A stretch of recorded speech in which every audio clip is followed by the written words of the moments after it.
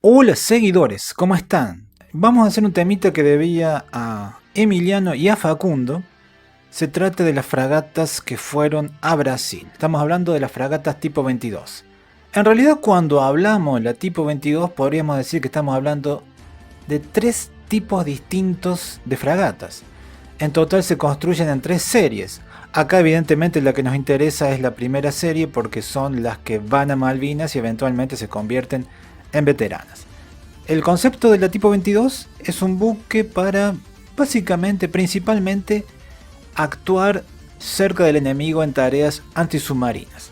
A principios de la década del 70 se tenía información que había una nueva generación de submarinos soviéticos con capacidad de navegar a más de 30 nudos y sumergirse, o sea, estar activo una buena cantidad de tiempo, estamos hablando de submarinos nucleares evidentemente, estar activo permanentemente por debajo de los 300 metros de profundidad.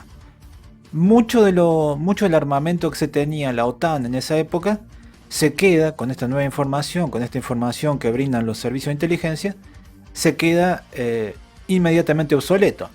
Si bien existía evidentemente esta tendencia a exagerar, una tendencia que la hemos tenido hasta hace relativamente poco con el heredero que sería Rusia, había esa tendencia a exagerar los sistemas de armas soviéticos y las capacidades de los sistemas de armas soviéticos para que los gobiernos den más presupuesto. Pero lo cierto es que estaban los submarinos, estaban entrando en servicio los submarinos Alfa, clase Alfa, que eran submarinos construidos en gran parte con titanio y que tenían unas capacidades realmente extraordinarias. También eran ultra caros y ultra difíciles de mantener, pero bueno, eso en el tema de la OTAN realmente no les importaba.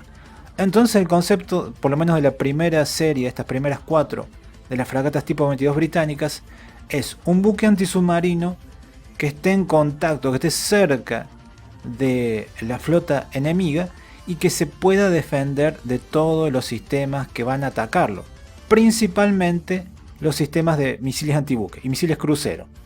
Y el sistema antiaéreo que eventualmente se coloca es uno realmente de muy buenas capacidades, que es el Seawolf.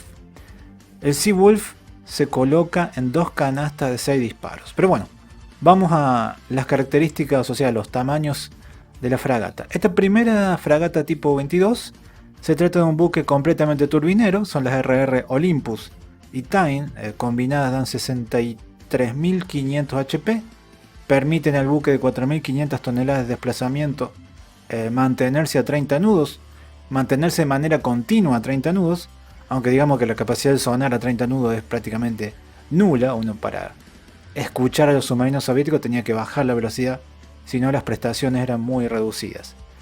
Son 132 metros de eslora, 15 metros de manga, 4.500 toneladas de desplazamiento normal. El buque está construido alrededor de un sonar muy potente, los dos lanzadores triples de torpedos de 324 milímetros, con una nueva generación de torpedos que se puede sumergir, o sea que puede perseguir al blanco de manera autónoma a profundidades superiores a 250 metros. También tiene, obviamente dijimos, los dos lanzadores sextuples de Seawolf para protegerse de todo lo que le van a tirar los soviéticos, principalmente los misiles antibuque de gran tamaño. Tiene dos cañones Bofors de 40 milímetros y tiene algunas ametralladoras. ¿Qué está faltando acá? Nos está faltando el cañón. ¿Y qué se usa para suplir en parte esa falta de armamento de tiro superficie a superficie? Se usan los misiles Exocet, que evidentemente los franceses se hicieron una verdadera fortuna con los británicos porque hubo un montón de buques que utilizaron los misiles MM-38. Estamos asociando el Exocet evidentemente con asuntos argentinos, pero hay que saber que Gran Bretaña gastó mucho dinero, realmente mucho, en comprar este sistema de armas. A estas alturas nos parece un poco ridículo que un buque de 131 metros y un buque que costó prácticamente 100 millones de libras esterlinas a finales de la década del 70, que eso era muchísimo, muchísimo dinero, no tuviera una torreta con cañón de un calibre decente. Pero bueno, tenemos que entenderlo en el contexto de esta especialización de un buque principalmente antisubmarino. De hecho, en el contexto global de la OTAN, las fuerzas británicas, la Royal Navy, va a ser una fuerza principalmente antisubmarina. La US Navy, o sea, la Marina de los Estados Unidos, sí iba a encargar de los aviones enemigos en el combate aire-aire, porque obviamente tenía portaaviones mucho más grandes y una fuerza aérea naval tremendamente más potente que los ingleses, digamos que iban a repartir esa tarea. En total, las tipo 22 son 3 series de 14 buques. Incluso en la última serie se introduce una torreta. Pero bueno, las que nosotros, o sea, una torreta con cañón. Pero los que a nosotros nos interesa son las primeras 4. Se trata de la Brodsworth, que se puso la quilla en el 75, la Battle Axe, que se puso la quilla el año siguiente, la Brilliant en 1977 y la Brazen. A partir del 4 de mayo de 1982, cuando el Exocet de la aviación naval golpea al tipo 42 HMS Sheffield, evidentemente se cambia mucho de la tarea, prácticamente abandonan completamente las tareas antisubmarinas y se dedican a una tarea antiaérea. De hecho, el sistema de control de tiro, que es el 910, es el único sistema que más o menos tiene alguna chance de golpear un Exocet. Los misiles Seawolf, de los cuales puede disparar 12 en aproximadamente 1 minuto y 10 segundos, o sea, puede vaciar su carga, después la recarga bastante lenta, pero bueno, puede disparar 12 en 1 minuto 10 segundos. Tiene un alcance máximo de 5200 metros, pero tiene una velocidad de 620 metros por segundo, y eso permite que golpee, o sea, que tenga muchísimas chances de alcanzar el Exocet, que entra en el radio de acción de esta arma a una velocidad terminal de entre 300 a 310 metros por segundo. Esos son 1100 kilómetros por hora aproximadamente. El sistema de control de tiro 910, que utiliza 2 radares de detección más un sistema de TV que puede ser utilizado en solitario para, digamos, para ubicar al avión entrante, realmente es uno de los mejores, es el mejor sin duda, para el perfil de vuelo de los aviones argentinos. Durante la guerra, la más afortunada, podríamos decir, es la HMS Brilliant, que consigue derribar cierto número de aviones argentinos y solo escapa, o sea, los únicos daños que tiene son algunas salpicaduras de bombas, explosiones cercanas de bomba de aviación y disparos de 20 y 30 milímetros. No tiene ningún muerto entre la tripulación, entre su tripulación solo algunos heridos, heridos de menor consideración y algunos ligeros daños en la electrónica y la maquinaria.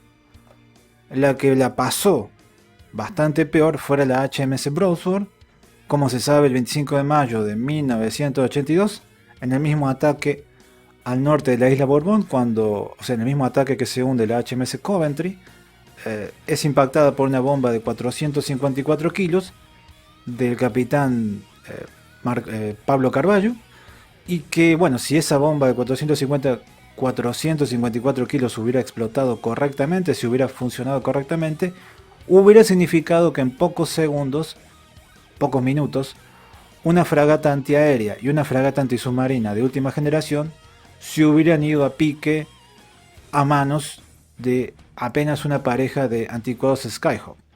Muchos interpretan que el día más negro de la flota de la Royal Navy fue el ataque contra los buques Tristram y Galahad.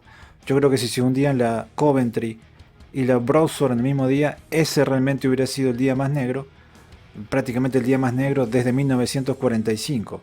Luego de Malvinas, a los buques se le coloca cañones de 30 milímetros y 20 milímetros en las bandas adicionales. Obviamente el énfasis está en combatir aviones a baja altura. Hay una ligera modernización electrónica, no muy importante. Y a partir de 1993, la Royal Navy planea sacárselos de encima. Esto es una rotación básicamente de fondos para incorporar buques que sean nuevos. Buques que se hayan construido luego, de la guerra de Malvinas. Por lo menos planea sacarse de encima, estamos hablando de la primera serie de estas fragatas tipo 22. El cliente, como muchas veces pasa, es Brasil, que Brasil se compra entera la primera serie, las primeras 4. Los contratos se firman en 1994, en diciembre de ese año, y los buques se incorporan en la marina del vecino país entre 1995 y 1997. La HMS Broadwell pasa a ser la Greenhall y la HMS Brilliant pasa a ser la Bosworth. Y los brasileños reemplazan el cañón de 40-56 de una cadencia de tiro relativamente baja por cañones 40-70 de cadencias de tiro mejor, de prácticamente 280 disparos por minuto. La HMS Brilliant duró relativamente poco en el país vecino, se puso en reserva en 2004, no por algún fallo intrínseco, sino porque no había fondos básicamente para hacer navegar todos estos buques. Aparte de las dos turbinas, tenían 4 motores de 16 cilindros en B para generación eléctrica, porque los sistemas electrónicos de esa época necesitaban mucha generación eléctrica. A partir de 2004 la Dodsworth ya no navega más y en 2012 se da de baja oficialmente y se empieza a desguazar, se vende para desguace. La Broadsword dura bastante más, es una fragata que entra en servicio con nombre Greenhall. Greenhall es un marino muerto en acción en la batalla de Riachuelo. Batalla de Riachuelo, que es una batalla fluvial contra las fuerzas de el Mariscal López, una batalla en la Guerra de Paraguay, 1865. La Greenhall estuvo muy activa en toda clase de ejercicios y en servicios en la Marina del vecino país entre 1996 hasta 2019. A partir del 2019 se restringen mucho las operaciones de navegación y en 2021 se da oficialmente de baja.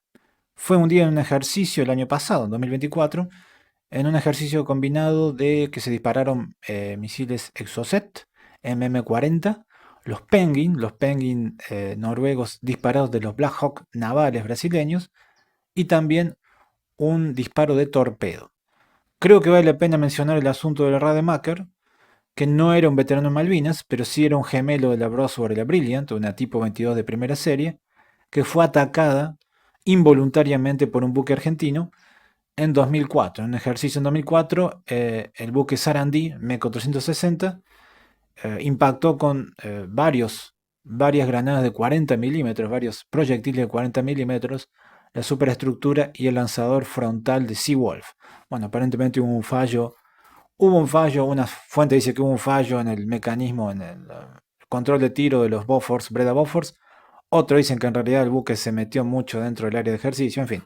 Lo cierto es que fue un accidente con suerte porque los disparos 40 milímetros causaron heridos en el buque brasileño, pero gracias a Dios, ningún muerto. Yo me voy despidiendo, esa fue la historia de las tipo 22 brasileñas. Los invito a que sigan aportando para que tengamos más y mejores videos. Hasta luego, que la pasen bien.